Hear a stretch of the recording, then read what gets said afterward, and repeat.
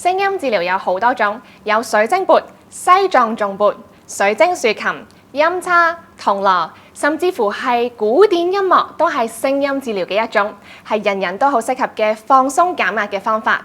透過頻率共振去到身體嘅各個部分，令到身體達至動態嘅平衡，令到身心靈去到和諧同埋放鬆嘅狀態。而今集我哋同大家分享一下大家都好中意嘅西藏頌缽啦。Hello， 大家好，我係雪子 Shireen， 我係一位能量治療師、聲音治療師同埋催眠師。我接觸咗身心靈已經有7年啦。我亦都係一位 Reiki Master， 主修臼井靈氣、埃及靈氣、美人魚靈氣同埋金錢靈氣。大家好，我係 Anita， 我由2005年開始接觸身心靈，2011年開始亦都成為咗靈氣嘅宗師級導師，教授超過200種唔同嘅靈氣系統，各種嘅聲音治療嘅導師，亦都係印度嘅 Samaveda International Sound Healers Association 係香港區嘅總監。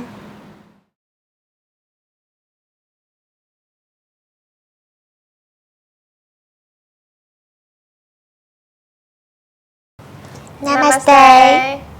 歡迎大家收睇全新嘅身心靈節目《心靈導航》。今集我哋就會同大家分享一下西藏頌缽啦。大家好，我係雪子。大家好，我係 Anita。大家咧見到咁多西藏頌缽喺度啦，咁講頌缽之前，其實乜嘢係聲音治療呢？聲音治療咧，其實係一個系統啦。咁我哋咧係會運用咧係唔同嘅音階，係對應翻我哋嘅脈輪啊。咁去到做一系列嘅治療嘅。咁其中包括啦，可能係幫我哋減壓啦，平衡翻我哋嘅情緒啦，又或者咧係針對身體嘅一啲嘅痛症啦，去到做出一啲嘅舒緩同埋係減輕個痛楚嘅。咁西藏頌缽有啲咩咁特別呢？西藏頌缽咧個特別之處咧就係佢嗰個歷史係非常之悠久啦，基本上咧可以追溯翻咧去到係開始有佛教嘅年代啊，即係起碼都有2500年嘅歷史啦，又或者可能係瑜伽系統都成幾千年，咁佢係有種神秘感啦，當然。咁另外咧就係佢獨特之處咧就係相傳咧就係話以前嘅印度人啦，好多時就係佢哋盛載器皿嘅工具咧就係用呢一啲嘅頌缽去到裝住啲食物嘅。咦，即係可能係唔小心意外撞啲缽啦，有個聲音就係好動聽。咁跟住佢哋開始咧發展咗一系列嘅治療系統出嚟。咁製造頌缽嘅國家有邊幾度呢？製造頌缽嘅國家咧，當然最大嘅生產國就係尼泊爾啦，嚇，因為佢哋 mass production 或者就係佢哋嘅人工比較係相對係便宜啲啦。另外就係印度啦，咁印度佢出產得比較少，係因為佢哋嘅人工比較貴，咁同埋嚟講佢哋係着重可能係一個藝術咁樣去到present 雕花或者係嗰個畫工會做得好靚嘅。咁其次其實不單啦，中國啦或者係台灣啦，其實都有生產頌缽嘅。我見到咧有啲咧啲花紋係好靚嘅喎，咁價錢嗰個 range 係大概係幾多咧？我哋唔會講機做嘅頌缽啦，我哋純粹講手工嘅頌缽啦。咁手工嘅頌缽咧，我哋都會睇係嗰個年份，即係話佢係新做出嚟嘅缽啊，定抑或係一啲嘅老缽啊，定抑或係一啲嘅古董缽啊。咁當然古董缽咧就係無論有冇花紋都好咧，價錢都係最貴嘅。歐煲同古董缽咧，可能都係講緊一個中型嘅煲咧，係可以幾千至幾萬蚊不等嘅。咁另外新缽啦，有一啲可能係 mass production， 其實都可以好平嘅，但係都有一啲咧，佢哋係用足嗰個料，因為其實金屬嗰個價錢咧，其實都不斷上升。另外就係花紋缽咧，咁亦都係要睇翻佢咪真係人手去到雕花咯，因為都有一啲偽花紋缽咧，可能佢哋係用一啲嘅機器去到車花咧，咁嗰啲都會比較平。同埋做頌缽嗰個 family 係咪佢哋本身係出名嘅，咁都會係決定咗嗰個價錢咯。咁頭先你講到機缽同埋手工缽啦，咁有咩分別咧？同埋點樣去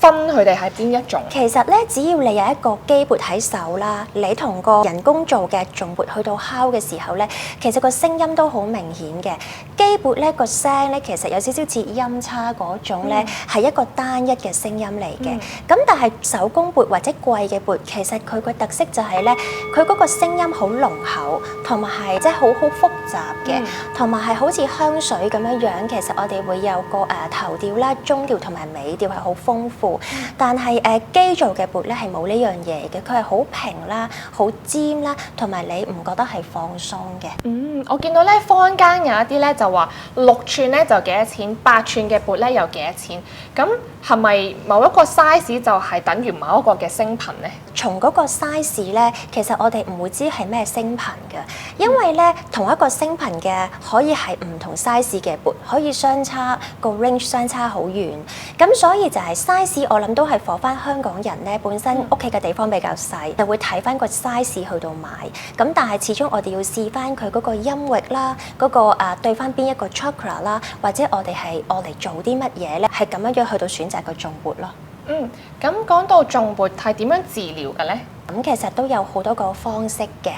如果我哋唔擺喺身上面，純粹聽個聲音咧，就係我哋叫做 sound bath，就係聲音沐浴咯。咁另外其實都會可以將個缽咧擺喺身上面咧，做一啲針對嘅治療，或者係尤其是係啲痛症啊，或者腸胃唔好啊，咁嗰啲我哋就會擺喺身體上面做治療嘅。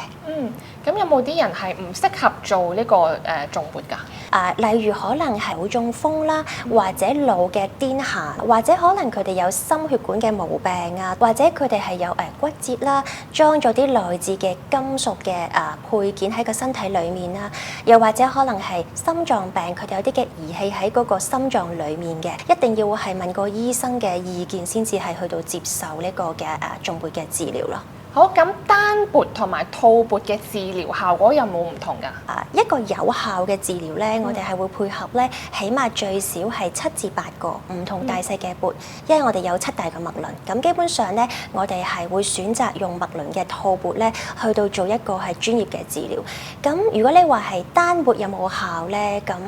始終重缽都會有佢個功效嘅。咁但係可能唔夠快咯，有陣時，因為一個缽通常都係咧得1個 hertz 嘅，咁佢會對應某一個脈輪啦。咁但係佢始終都會淨係集中喺嗰個位，未必會 activate 到係成個身體嘅 circulation。咁如果我哋係用套缽去做嘅時候咧，個效果會比較顯著一啲咯。咁其實你成個氣氛同感覺都係非常之唔同嘅。咁如果大家咧喺出邊參加嘅一啲嘅重缽嘅sound bath啦，咁有啲咩需要特別注意㗎？首先就係啦，留意翻自己個身體嘅狀況啦，即係話最近有冇唔舒服啊，或者有冇正在懷孕啊？如果孕婦嚟講咧，其實12週以內其實係要小心啲嘅。有陣時嗰個聲頻咧，因為每個人嗰個承受嘅能力都唔同，同埋都要同個重缽治療師要溝通。因為好多時咧，可能係你冇心理準備，我哋會將個缽擺喺你身上，但個治療師可能就係想你嘗試多啲嘅時候咧，佢會擺喺度，可能唔記得咗問你。咁另外就係，如果大家有去過印度旅行啦，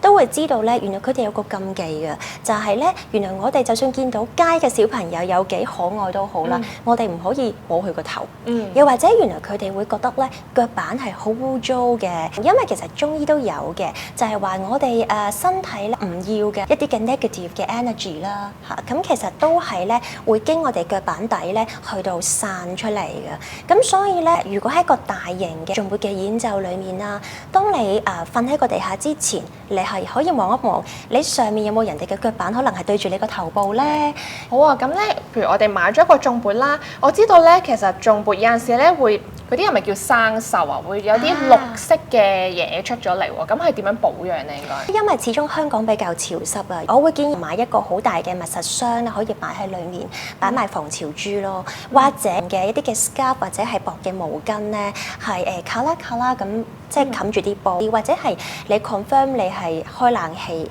咁但係如果生咗銅綠咧，尤其是係花紋嘅缽咧，其實我哋唔建議話真係揾一啲腐蝕性大嘅清除咯。通常攞一少少嘅最普通嘅牙膏啦，盡量冇乜 chemical 嘅牙膏咧，少少印喺上面嗰度抹完之後要徹底地過水咯。但係就千祈唔好成個煲散，除非呢個煲可能係 plain 煲，咁就冇乜所謂嘅。係啊，我都知道咧，其實重撥咧嘅大敵係鹽喎，係咪啊？因為我知道好多人其實會擺鹽燈喺屋企啦。咁有啲咩特別注意嘅地方啊？嗱，首先咁樣講，呢個尼泊爾咧，其實真係有啲人會 suggest 咧，我哋可以用鹽去到淨化個煲，因為我哋會相信咧鹽係有淨化嘅功能。咁但係通常嗰啲煲係 plain 煲嚟嘅，係啦。咁但係如果你話係真係好昂貴嘅煲，或者係一啲嘅古董缽咧，我哋就盡量避免用鹽啦，因為佢嗰個金屬咧接觸咗鹽分咧係好容易生銅綠㗎。咁鹽燈都係嘅，其實你鹽燈你開住佢咧，佢又冇乜問題。但係如果你係長期個重缽同個鹽燈一齊擺，而個鹽燈唔係成日開嘅時候咧，其實佢會鹽化咗佢周遭嘅嘢。其實唔淨止個重缽㗎，可能你張台啊，咁所以就係要小心啲啦。但係嗰一剎那你做重缽演奏係幾個鐘頭咧，其實冇乜嘢嘅，但係就唔好長期咁樣擺咯。好啊，咁如果大家咧對重缽有任何疑問咧，歡迎亦都留言話俾我哋聽，我同 Anita 咧都會解答大家嘅疑難雜症㗎。大家對重缽有興趣咧，又想學嘅話咧，歡迎 click 入去呢一個網址入邊就可以聯絡到 Anita 噶啦。仲有最重要記得 like、share、comment 同埋 subscribe 我嘅 YouTube channel 啦。我哋下一集再見啦，拜拜，拜拜。